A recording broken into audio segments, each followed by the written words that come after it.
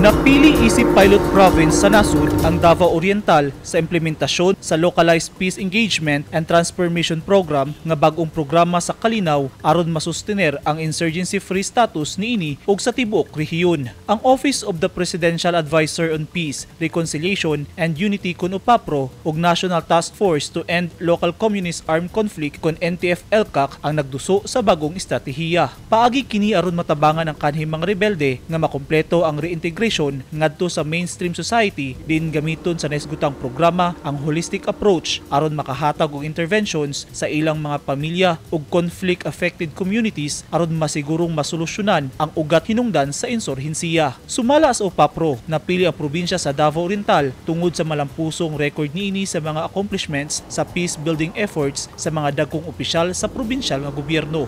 Nagtuang UPAPRO nga ang Davao Oriental ang saktong lugar alang sa initial hatching sa programa ay kini ipatuman sa laing lugar sa Pilipinas. Nakita sa UPAPRO nga ubos sa liderato ni Governor Corazon Malanyaon niadtong 2013 natukod ang Happy Home, usa ka temporaryong pasilidad alang sa kanhing mga rebelde ay sa ilang reintegration ngadto sa ilang mga komunidad ug nagsilbi kini easy platform sa nagkadayang interventions sa pagpangandam alang sa mainstreaming kanila. Busa gidayeg sa nagkadayang ahensya sa nasyonal nga gobyerno ug ubang probinsya ang pagpaningkamot sa Davao Oriental nga makab-ot ang kahapsay ug kalinaw. Atol sa meeting nila Governor Malanyaon ug UPAPRO regional personnel sa provincial capital niadtong Miyerkules, gipadayag niini ang iyang kadasig alang sa mga bag-ong inisyatibo. Mipasalig si Malanyaon nga ihatag sa provincial government ang suporta at aron mahatag ang localized peace engagement and transformation programs alang sa CTGs ug FRs sa probinsya. Tinguha sab sa local peace engagement and transformation programs nga matransform dili lang ang kinabuhi sa mga CTGs kanhing mga rebelde ug ang ilang pamilya apan lakip na ang komunidad sa conflict affected ug conflict vulnerable areas. Mitambong sabatol sa program presentation sila 701st Brigade Commander Brigadier General Oliver Makiling ug ELCAC Action Officer